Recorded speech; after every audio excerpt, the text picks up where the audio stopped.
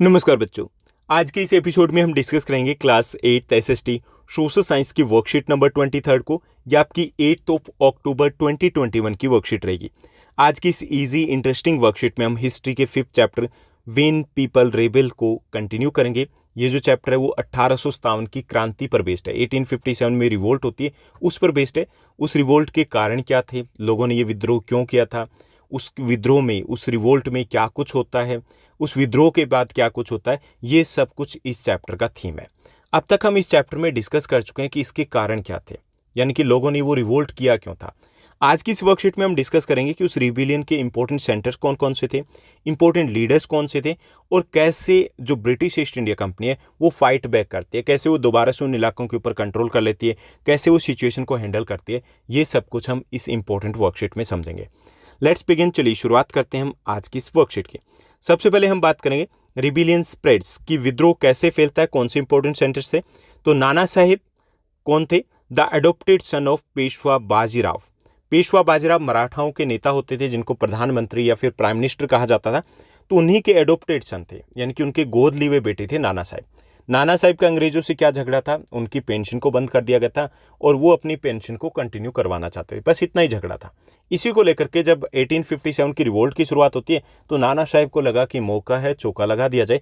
इसलिए वो वहाँ पर जो कानपुर के पास रहते थे, बिठूड़ एक छोटे से इलाके में, ही gathered arm forces. Nana Sahib अपनी सेना को इकट्ठा करते हैं and expelled the British garrison from the city, और जो अंग्रेज थे उनको कानपुर से भगा देते हैं। ओके, तो यहाँ नाना साहिब के बारे में हमने डिस्कस किया कि नाना साहिब कानपुर में लीड करते हैं इस रिवोल्ट को और उनको शुरुआत में सफलता भी मिलती है। उसके बाद लखनऊ की बात करें तो वहाँ पे ब्रिजिस कद्र जो सन थे, किसके थे बेटे थे? नवाब वाजिद अली शाह के बेटे थे। ठीक, उनको डिक्लेयर कर दिया जाता है वहाँ का नया नवाब। लेकिन जो ब्रिजिस थे उनकी एज इतनी ज़्यादा नहीं होती, इसलिए यहाँ पे लीड करते हैं उनकी mother Begum Hazrat Mahal. Took an active part in organizing the uprising against the British, क्योंकि वही उस वक्त एक्टिव होते हैं तो वो लीड करते हैं और उनको भी सक्सेस मिलती है, वहाँ से अंग्रेजों को भागना पड़ता है। यानी यहाँ पर कानपुर के जो लीडर थे वो नाना साहिब थी, और लखनऊ में जो लीडर थी वो थी बेगम हजरत महल। झांसी की बात करें, Rani Lakshmibai joined the rebel sepoys and fights the British along with the Tantya Tope, the general of Nana Sahib. Jhansi में रानी लक्ष्मीबाई है, तांता टोपे जो कि नाना साहिब के जनरल थे, उनके सेनापति थे, उनके साथ मिलकर के अंग्रेजों की ईंट से ईंट बजा देते हैं और अंग्रेजों को वहाँ से भी भागना पड़ता है। कई सारी लड़ाइयाँ होती है, कई सारी बैटल्स होती है जिनमें अंग्रेजों को हार का सामना करना पड़ता है। यहाँ पे रानी लक्ष्मीबाई की बात करें तो उनका झगड़ा क्या था? उनका झगड़ा ये था कि उनके जो अडॉप्टेड सन थे उनको वो राजा मानने से इनकार कर दिया था, तो इसी बात को लेकर के उनकी बनती नहीं थी अंग्रेजों से। ठीक, उसके बाद बात करें हम मध्य प्रदेश के मांडला रीजन की, तो यहाँ पर रानी अवंतीबाई लोधी थी, जिन्होंने रामगढ़ में रिवोल्ट को लीड किया था and led an army of 4000 against the British who had taken over the administration of our state, जिन्होंने उनके स्टेट को छीन लिया था। तो यहाँ पे 4000 सैनिक, एक मुट्ठी भर सैनिक थे, उनको इकट्ठा किया, लेकिन जोश बहुत ज़्यादा था, हौसला बहुत था, और हौसलों से लड़ाइयाँ हमेशा जीती जाती है। तो इन्होंने हौसलों के बल पे अंग्रेजों को कई जगह पे धूल चटाई थी। उसके बाद बख्त खां की बात करें, a soldier from the Bareilly, Bareilly के एक सैनिक थे, took the charge of a large force of fighters who came to Delhi, कि दिल्ली अपनी कुछ सेना लेकर के आते हैं वो दिल्ली में। सिर्फ ये नहीं कि इन्होंने बरेली में लीड किया था, बल्कि एक इंपॉर्टेंट रोल प्ले करते हैं, या यूं कह सकते हैं कि वो की मिलिट्री लीडर थे, उस रिबेलियन के सबसे इंपॉर्टेंट लीडर थे। क्योंकि जो बहादुर शाह जफर को डिक्लेयर किया गया था कि वो लीड करेंगे पूरी कंट्री में, लेकिन एग्जैक्टली वो उस वक्त उस सिचुएशन में नहीं थे कि उसको वो लीड कर पाए। एक तो उनकी एज काफ़ी ज़्यादा थी एंड दूसरा उनमें जो बहादुर शाह जफर में वो एबिलिटी भी नहीं थी, यानी कि योग्यता नहीं थी। अगर योग्यता होती तो शायद वो सिचुएशन भी ना पहुंचती। ओके, सो एग्जैक्टली जो इन रियल की बात करें, रियल सेंस में जो सारे डिसीजन लिए जा रहे थे वो बख्त खां ने लिए थे। बख्त खां मेन कमांडर थे बहादुर शाह जफर की आर्मी के, तो इनका रोल काफ़ी इंपॉर्टेंट था। ये बरेली के भी लीडर थे और यूं कह सकते हैं कि दिल्ली के भी लीडर यही थे। उसके बाद बिहार की बात करें तो वहाँ पे एक ओल्ड जमींदार थे, बूढ़े जमींदार थे। कितने बूढ़े? 80 ईयर्स इनकी एज थी। Kunwar Singh joined the rebel sepoys and battled with the British for many months, and leaders and fighters from across the land joined the fight। और यहाँ पर बिहार में आरा से इनकी शुरुआत होती है। आरा और बिहार के आसपास के इलाकों में जो कुंवर सिंह है वो लीड करते हैं रिबेलियंस का। जो रेबल्स हैं उनको लीड करते हैं और यहाँ पर भी अंग्रेजों को भगा दिया जाता है। यानी कि यहाँ से अगर हमने रीड किया इतना तो इसमें लग रहा है कि हर जगह अंग्रेजों की हार हुई थी। शुरुआत में ऐसा ही कुछ हुआ था, अंग्रेजों को भागना पड़ा था, लेकिन उसके बाद अंग्रेज वो पलटवार करते हैं। तो क्या करते हैं, द कंपनी फाइट्स बैक। कैसे फाइट बैक करती है वो हम इस सेकेंड पार्ट में डिस्कस करेंगे। अननर्व्ड, अननर्व्ड का मतलब होता है हौसला नहीं छोड़ना। Unnerved by the scale of the upheaval, the company decided to repress the revolt with all its might.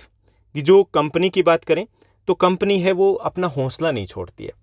क्यों नहीं छोड़ती? क्योंकि उन्हें पता था कि जोश तो है लेकिन उनके पास कोई एक लीडर नहीं है, उनके पास कोई प्लानिंग नहीं है, और उन्होंने अपनी प्लानिंग बनाई। उन्होंने प्लानिंग बनाई कि एक एक करके अगर हम सारी सेना, हर जगह पे हमने लड़ाई झगड़ा किया, बैटल में अगर इन्वॉल्व हुए तो हो सकता है हम हार जाएं, लेकिन अगर हम एक एक करके पूरी ताकत के साथ हराएं तो शायद हम जीत जाएंगे।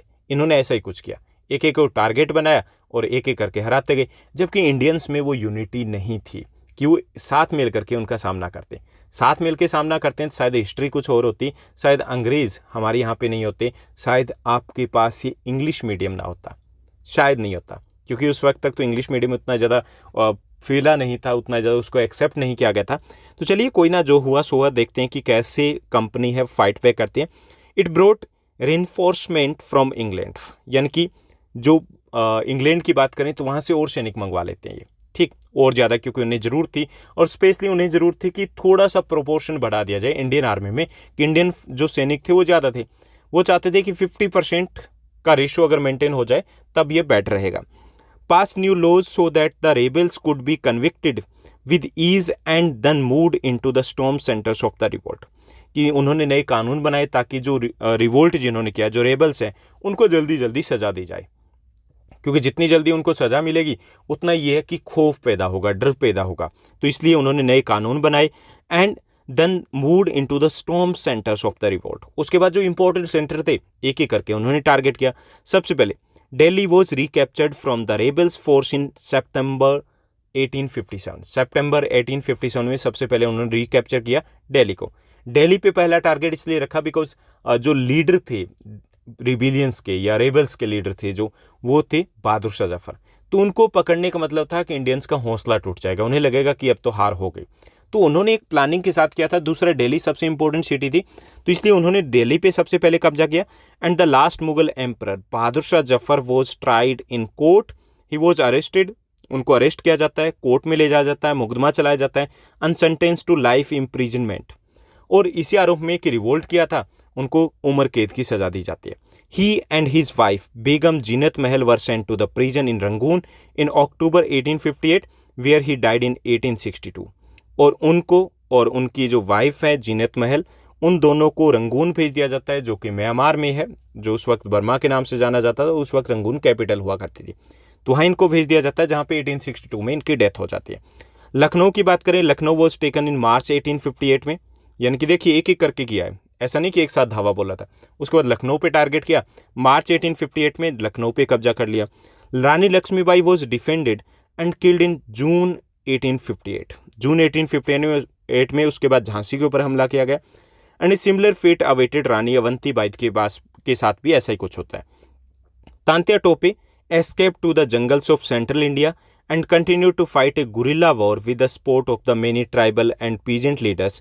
He was captured and tried and killed in April 1859 में उनको भी पकड़ करके फांसी की सज़ा दे दी जाती है। यानी ऐसे एक एक करके सबको टारगेट किया जाता है और रिकैप्चर कर लेती है कंपनी। यहाँ पे तांत्या टोपे के बाद अगर नाना साहिब की बात करें तो नेपाल के जंगलों में चले गए थे, उनके बाद उनका कोई अता पता नहीं चला था कि वो कहाँ गए थे, कहाँ रहे थे, तो उनकी कोई न्यूज़ नहीं है। बाकी सभी को एक एक करके इन्होंने निशाना बना लिया था। So the defeat of the rebel forces increase the desertions, कि जैसे ही रेबल फोर्सेस है उनकी हार होती है, जो आम लोग थे उनमें एक तरीके से वो ऐसे लगने लगता है कि हम अब हारने लगे हैं।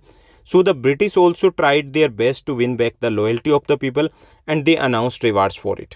तो एक एक करके जैसे ही रेबल्स की हार होती है तो लोग हैं उनसे दूर हटने लगते हैं, रिबिलियंस होते हैं, रेबल्स होते हैं, उनसे दूर हटने लगते हैं, उनका साथ छोड़ देते हैं। और ब्रिटिश गवर्नमेंट है वो भी अपनी पॉलिसीज़ को चेंज करती है। जिन्होंने उनका साथ दिया था उनको अवार्ड देते हैं कि साथ दोगे हम आपके साथ हैं।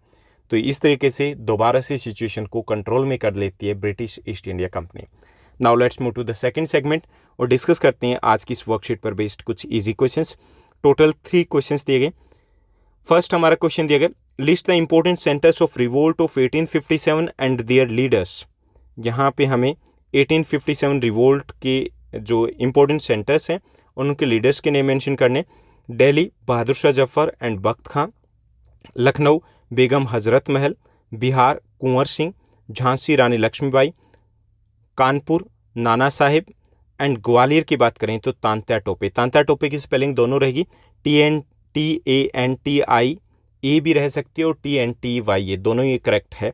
ओके, तो ये थे इंपॉर्टेंट लीडर्स और वहाँ पर कौन से सेंटर्स थे इंपॉर्टेंट। उसके बाद सेकंड क्वेश्चन हमें दिया गया, how did the British suppress the revolt of 1857। 1857 के रिवोल्ट को अंग्रेज कैसे कुचलते हैं, कैसे उनको वापस कब्जा कर पाते हैं। The British brought more soldiers from England. सबसे पहले उन्होंने जो इंग्लैंड है वहाँ से कुछ और सैनिक मंगवाते हैं। Enact new laws to punish the rebels quickly. नए कानून बनाते हैं ताकि रेबल्स को जल्दी से सजा दी जा सके। Bahadur Shah Zafar was sent to Rangoon jail. He was defeated first and he was sentenced life imprisonment and then sent to the Rangoon jail. सबसे पहले बहादुर शाह जफर है उनको हराया जाता है, रंगून भेज दिया जाता है ताकि बाकी विद्रोहियों में एक हौसला टूट जाए, उनमें डर बैठ जाए। ओके, तो इस तरीके से एक प्रॉपर प्लानिंग के साथ वो दोबारा से फाइट बैक करते हैं और दोबारा से सिचुएशन को कंट्रोल कर लेते हैं। Now let's move to the next question, जो हमारा थर्ड क्वेश्चन रहेगा। थर्ड क्वेश्चन है हमारा मैप वर्क का। Show the important centres related to the revolt of 1857 के इंपॉर्टेंट सेंटर्स हमें शो करने। ओके, जो इंडियन मैप है उसके ऊपर। तो यहाँ पे हमने शो किए, आप ऐसे ही करोगे।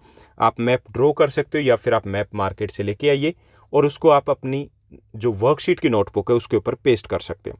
तो इंपॉर्टेंट सेंटर्स है Meerut, Delhi, here is the Bareilly, Gwalior, Jhansi, Kanpur, Lucknow, Allahabad, Banaras, Patna, Arrah, Barrackpore, here Kolkata और साउथ इंडिया महाराष्ट्र की बात करें तो यहाँ 17।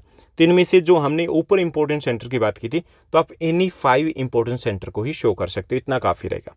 तो ये थी हमारी आज की easy important worksheet. I hope सब कुछ आपको अच्छे से समझ में आया होगा। अगर आपको ये वर्कशीट अच्छी लगी तो इस वर्कशीट को लाइक और शेयर जरूर कीजिएगा। आज के लिए बस इतना ही। Thank you, bye bye, have a nice day. मिलते हैं नेक्स्ट वीडियो में।